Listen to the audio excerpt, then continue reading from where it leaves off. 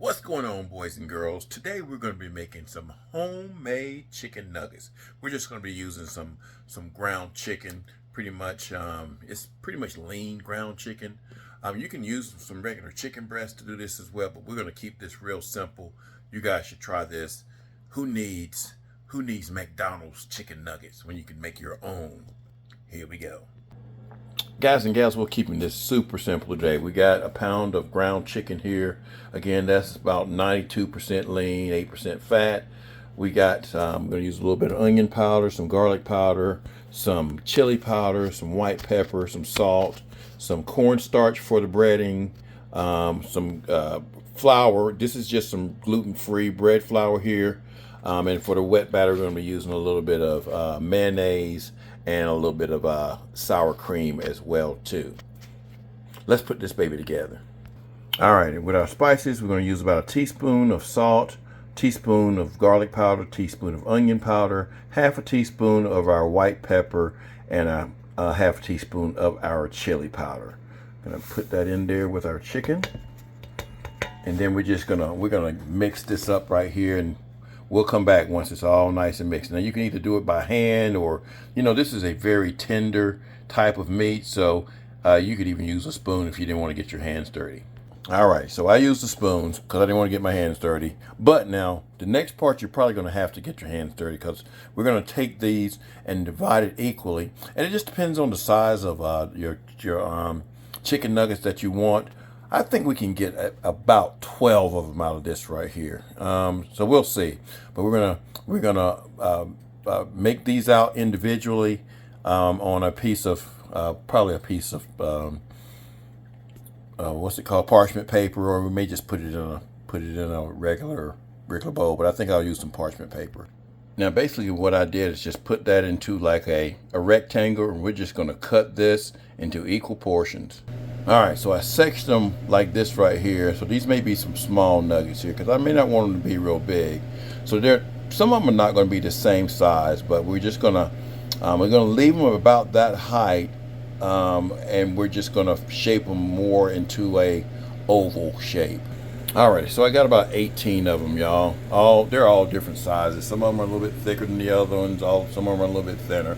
But that's the advantage of doing homemade. Now let's go ahead and make our dredge and our wet batter. Okay, guys, I've got about a cup of the gluten-free bread flour. Now you don't have to use gluten-free. You can just use regular flour if you want to, and about half a cup of the cornstarch. That's just going to make it bind a little bit better. And then we're going to put the same spices that we put in the chicken nuggets. Going to put some of that in this dry batter as well too. All right, once you get them in there, give them a nice little mix. All right, we're going to use about a cup of the mayonnaise and about a cup of the sour cream. Now we want this to be, we may have to add a little bit of milk or a little bit of water to this just to kind of make it a little bit more liquidy, but we'll see how it mixes first. All right, I added just a little bit of water to it, guys, just to kind of make it kind of that consistency right there. Now you could have used milk instead of using the sour cream, but I wanted to use the sour cream. Now what we're going to do here is we're going to go in the powder first, then in the milk, and then in the powder. And I'm not going to go through this whole process, so when we come back they'll already be better. So remember, powder first, the wet batter next, back into the powder again. All right, I said I wasn't going to show it to you, but that's what they look like after I put the wet batter on them. The dry batter, that's what they look like. Now we're going to go into the wet batter. And the wet batter is probably going to get a little messy, so I'll come back once I put the dry back in them. But we'll see. Alrighty, guys, it's a little messy, but they all came out good. Some of these are already starting to absorb some of the flour here because they were put in there first, and these were put in there second. And there's our flour mixture. I ended up using a fork just because it was so doggone messy. I used a fork to go into there first, well, here first, and then there, and then down here. So we do I think I could have done it just by doing the wet dredge first and then into the flour, and then that would have been less messy. But this is going to work out just fine because I've done both ways before. Let's heat up that oil. Now we're only going to be using oil in a fork. We could do it completely, douse the meat in the oil, but we're just going to do it in about 1/4 of an inch of oil, and we're just going to lay these babies in there. And they don't need to cook very long, guys. Not long at all. Probably 3 minutes or so per side.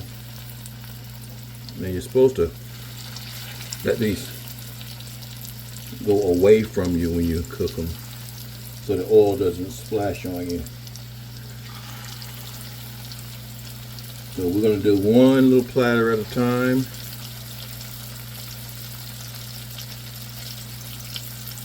Let me get about 3.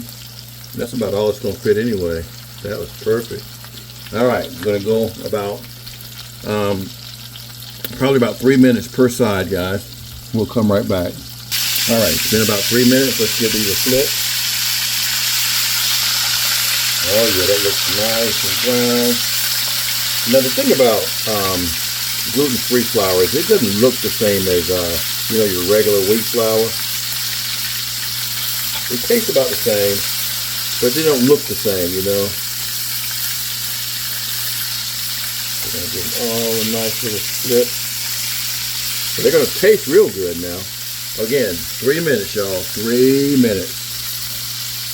All right, so the first batch should be done here. I'll take those out here, guys. Let them drain a little bit. Oops. And then we'll come and get the other ones in there. Oh, these are going to taste so good, y'all. They're going to taste so good.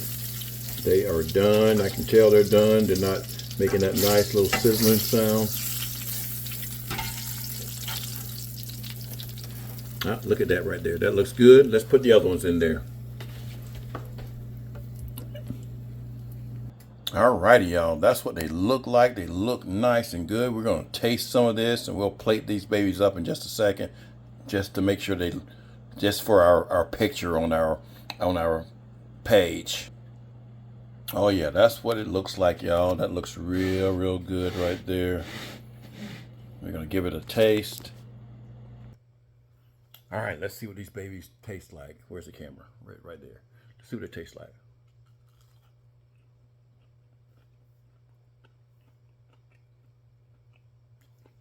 Wow. That's pretty good, y'all. Got a nice little crunch to it.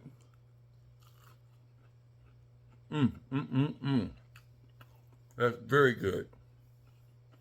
You got to try this. Simple nuggets. I mean, it took a while to do them because I was making a video and everything, but in general, it would not take long to make these right here. The batter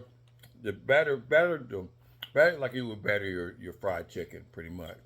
If you wanted to do the dry wet to the dry method, you can do that. Or if you want to do the wet to the dry, you can do it that way. Or if you just want to do just dry, just however you want to do it. The flavors are coming together. I can taste the garlic, I can taste the chili powder. I can taste the onions. It's very good, guys. You've got to try this.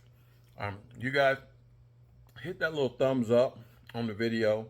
It really sends out notifications to folks to watch my videos. Like, share, comment if you like videos like this. And let me know if you're going to try some homemade chicken nuggets. McDonald's, eat your heart out. Very good, y'all. Seriously, very good.